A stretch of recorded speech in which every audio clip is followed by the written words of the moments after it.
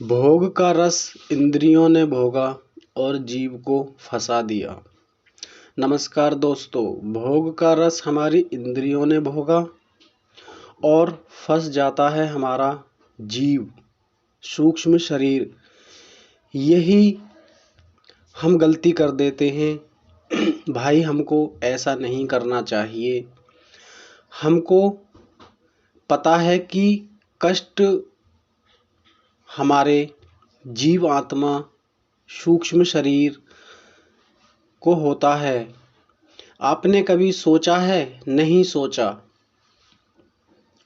कब सोचोगे भाई? अगर आप भक्ति मार्ग पर हैं तो आपका बहुत बहुत शुक्रिया। आप भक्ति मार्ग पर भी नहीं हैं तो आप मेरी बातों को ध्यानपूर्वक सुनना आपकी जिम्मेदारी है। अच्छी बातों को पकड़ना। भाई, मैं आपसे यही सजेस्ट करूँगा कि आप गलत पथ को कभी मत चुनना।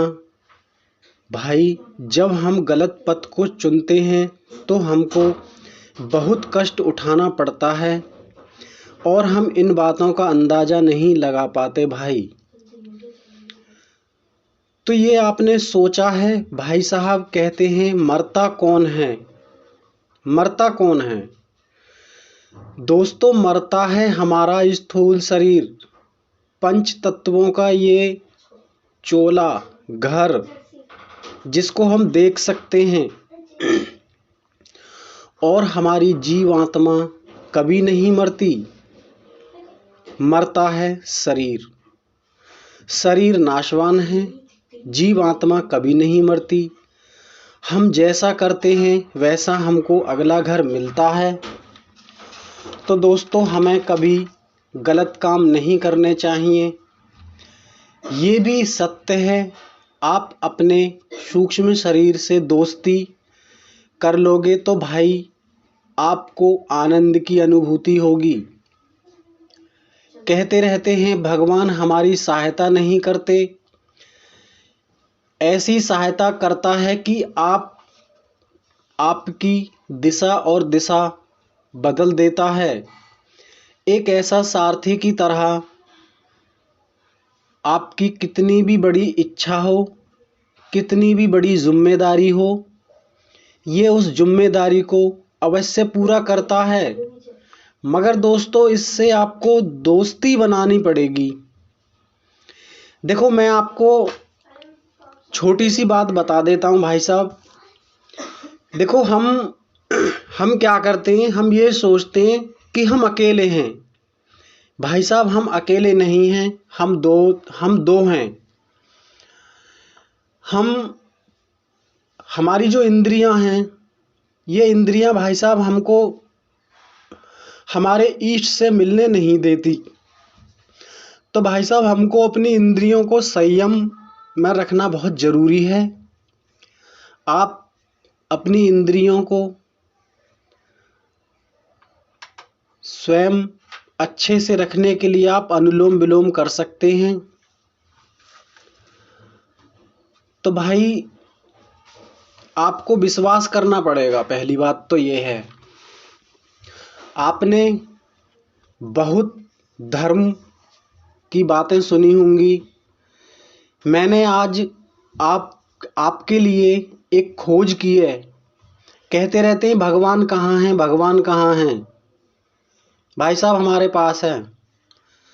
देखो, आज मैंने उनका पता लगाया है, इसीलिए मैं आपको बताने का प्रयास कर रहा हूँ। देखो दोस्तों, एक तो होती है चेतन शक्ति, एक होती है अवचेतन शक्ति। चेतन शक्ति हमारी 10% काम करती है और अवचेतन शक्ति हमारी 90% काम करती है। जब आप अपनी चेतन शक्ति को अवचेतन शक्ति में मिक्स करने लग जाएंगे तो भाई साहब हमारी और आपकी दिशा और दशा बदलने लग जाती है। आपने बुक समरी, आप बुक पढ़ने के शौकीन हैं तो आपको पता होगा। अगर नहीं भी आप शौकीन हैं, मैं आपको एक आध टिप्स बता देता हूँ। देखो भाई साहब, आप अगर भक्ति भी करना चाहते हैं तो आप उसको महसूस करें। जिसको भी आप मानते हैं, राम को मानते हैं, हनुमान जी को मानते हैं, विष्णु जी को मानते हैं, शिव जी को मानते हैं, कबीर जी को मानते हैं, आप किसी को भी मानते हैं, तो भाई साहब पहले तो आप उसको इस प्रकार दिमाग में बैठाएं अपने में कि हाँ भाई मुझे यही करना है। अगर आपको धन भी चाहिए तो इस धन को विजुलाइज करें। जैसे मुझे आज अपने फ्यूचर की प्लानिंग करनी है, तो उस पल को मैं जीना चालू करूँगा।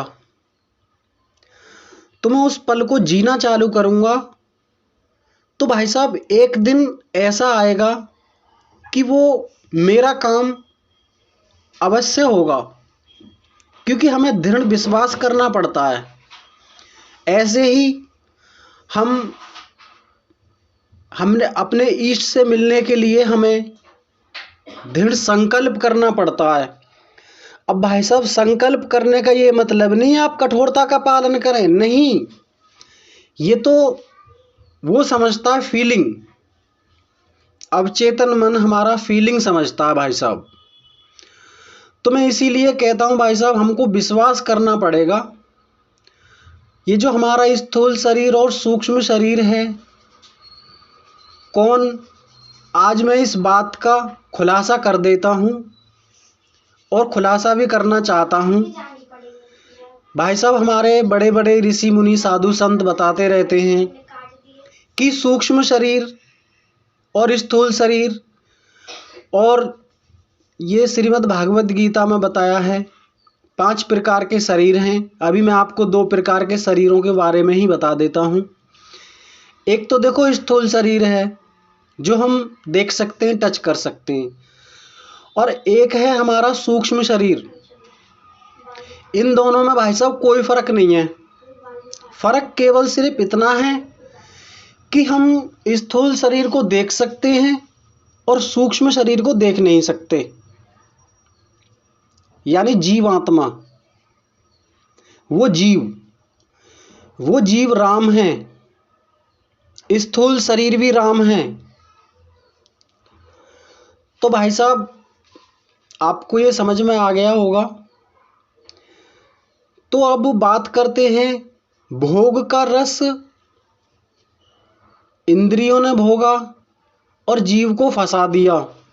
कहने का मतलब ये है, जैसे आज हम कोई भी काम करते हैं गलत, तो ये हम अपने शरीर के खातिर कर लेते हैं, मगर उसका परिणाम हमारे सूक्ष्म शरीर को मिलता है। भाई साहब हमें ऐसा नहीं करना चाहिए। तो इसके फायदे आपको उठाना है तो भाई साहब आप 2-3 बातों को ध्यान रखना। कभी भी अपनी लाइफ में गलत विचारों की जगह मत देना और अच्छे विचारों को सदैव पकड़ना। मैं हर बार आपसे यही कहता हूँ भाई साहब, आप गलत कभी मत करना। आप मेरी वीडियो को शुरू से एंड तक देखना भाई साहब। आपको अगर किसी भी बात पर डाउट हो आप मुझसे पूछ सकते हैं, मैं आपको सब सवाल का जवाब दूंगा। मैं आपसे भाई साहब पूरा विश्वास दिलवा कर कहता हूँ, आप मुझे किसी भी बारे में कोई भी काम करने के लिए आप मुझे कमेंट करेंगे ना, मैं आपको वादा करता हूँ कि मैं आपको उसी के बारे में आपको समझाने का प्रयास करूँगा। दोस्तों हमको सबसे पहले ये ध्यान रखना पड़ता है भाई मुझे कि आप बहुत अच्छे लगते हैं, मगर मैं उन लोगों को कहता हूँ पल में ही अच्छा काम कर लेते हैं और पल में ही गलत काम कर लेते हैं। तो भाई साहब आपको ये पता होगा कि अच्छा काम को करते हैं हम तो लोगों को बहुत कम पता चलता है, और हम गलत काम कर लेते हैं तो भाई साहब दूर दूर तक हमारे गलत कामों का डंका बाज जाता है। आपको मेरी बातें अच्छी लगती हों तो आपका बहुत बहुत धन्यवाद। अगर भाई साहब मेरी बातें आपको अच्छी भी नहीं लगती हों तो भी मैं आपका बहुत बहुत धन्यवाद करता हूँ। मैं केवल भाई साहब यही चाहता हूँ कि हम अपने जीवन को आनंद पूर्वक इस जीवन को जिएं और हम किसी भी कष्ट में अपने जीवन को नहीं जिएं। देखो दोस्तों, ये दुनिया एक सपना है। इस सपने को अच्छे से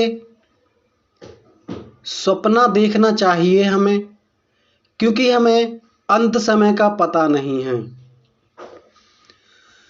आप अच्छा काम करेंगे तो भाई साहब मुझे बहुत खुशी होगी, मेरे लिए वो ही काफ़ी है। नमस्कार भाई साहब।